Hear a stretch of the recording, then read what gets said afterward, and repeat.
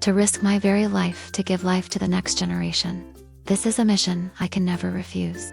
Even as my body begins to decay, before I become nothing more than a rotting carcass, I must summon every last ounce of strength to return to my birthplace. With flesh and blood, I pave the road home. It is the final command nature has given me, a destiny etched deep into every strand of my DNA. There is no escape, nor could I bear to abandon it. I am a salmon, some call me the red salmon. My life began in these crystal clear waters. The grains of sand on the riverbed were my very first cradle. Back then, I was nothing more than a tiny embryo. The current gently caressed my eggshell, like a mother's tender hands, cradling me in my deepest slumber. Through the dim light as my shell cracked open, I caught my first glimpse of the world. At first, my vision wavered, blurred and uncertain. But as I pushed away the last fragments of shell, the scene before me blazed into clarity. The brook murmured and flowed, and beams of dazzling light pierced through the rocks. Like the sun shattered into pieces, sinking into the water. Dark green ribbons of algae swayed gracefully in the current, like dancers of the riverbed, offering a newborn like me a fleeting moment of peace. Countless tiny silver-bodied creatures like myself glittered, darting and chasing between rocks and weeds. I raised my white-tipped tail like a flag, joining their ranks, playing and growing together. Compared to the harsh life that awaited me, those days of youth were a rare treasure. A brief sky of tranquility. The spring of my 3rd year arrived on time. The river, brimming with new life, surged stronger and swifter. Together with tens of thousands of my kin, we became a living torrent, swept toward the unfamiliar lower reaches. Forests and cliffs drifted backward, and the silhouette of my home faded from sight. The current carried us far from our birthplace, toward a new realm, the ocean. The vast Pacific became our nomadic kingdom. There, we hunted shrimp, evaded predators, repeating the dance of hunt and escape day after day. We shed our youthful frailty, donning shimmering silver armor. In the frigid waters, I stored strength, forging endurance through the endless months. For years past, from a creature the size of a hand, I had grown into a full-bodied, powerful salmon. The ocean gifted me a strong physique, but at the same time, it quietly planted within me an irresistible command. When the chill winds of my 7th autumn swept over the sea, a fiery surge, like a raging tide, raced through my veins, awakening the yearning to return. Carved deep in my heart, I looked into the eyes of thousands of companions. The same fire burned in us all. It was an awakening, almost tragic in its grandeur. A resolve that settles once the dust has cleared. Ahead lay roaring waterfalls, disease, and parasites, and the claws of bears held high. We have never once hesitated, not because we do not know fear, but because we know our mission matters more than life itself. Without a word, we all silently turn around, racing toward our homeland thousands of miles away. The sea swells and roars. Every drop of its bitter brine has nurtured us for 4 long years, yet now it cannot hold us back from this resolve.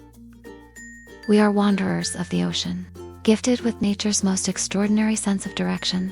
Without any device to guide us, we can still navigate across 180 million square kilometers of ocean to find our exact way home. For us, the hardest part is not finding the way back. It is knowing that at the end lies decay. That death awaits, yet still moving toward it. Swimming upstream is a crusade paid for with flesh and blood, to adapt to a habitat utterly different. From the moment we enter fresh water, we stop eating and drinking, relying entirely on stored energy, to complete a journey of thousands of kilometers. The shallow flats at the river mouth are the first trial awaiting us. Sharp reefs tear open the skin of our bellies. Greedy seagulls dive to peck at our eyes. Countless of our kind fall. Yet the mud and blood on these tidal flats are but the first handful of earth on the altar of our return. The roar of the river echoes ahead, like a call to harsher trials. A waterfall several meters high is the touchstone of a warrior. Only the strongest, the bravest, can break through this way of life. Our bodies slam down and spring upward again and again, Every flick of the tail is a knock upon fate. Every surge against the current is a step forward in our mission. Amid countless desperate leaps and collisions, many comrades fall to rock or exhaustion. Each body that sinks leaves behind a heavy shadow in our hearts, reminding us that every step toward home could be our very last. And yet, looking around, no one turns back. The fire in our eyes is not quenched by fear. On the contrary, from the sacrifice and hot blood of our kin, it burns even brighter. We raise our heads high, though our silver scales are worn. Our gaze is still as sharp as a blade, fixed on the churning falls, fixed on the source of our destiny. Now, we summon all our strength, thrashing upstream. After 4 weeks on this journey, our bodies begin to change. Bright red spots appear along our flanks, the distinctive breeding color of our kind.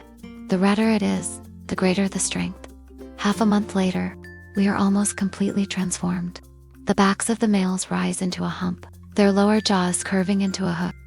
At the same time, our digestive systems begin to wither, while our reproductive glands grow in strength. All of these changes serve one final purpose.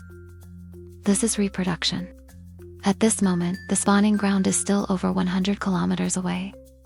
But predators have already set deadly traps ahead. Bald eagles, like harbingers of death, hover high above.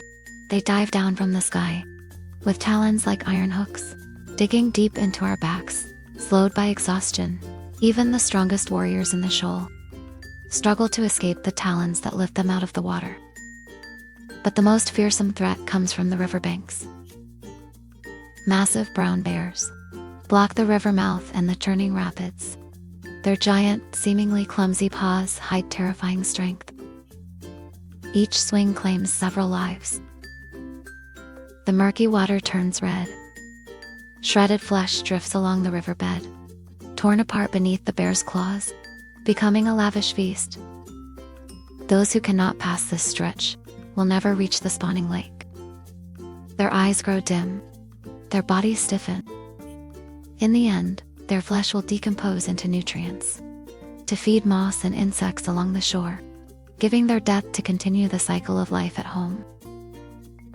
Nature has long written the most moving words in the most vivid way. On the way back, some fall behind, some give their lives, but no one gives up.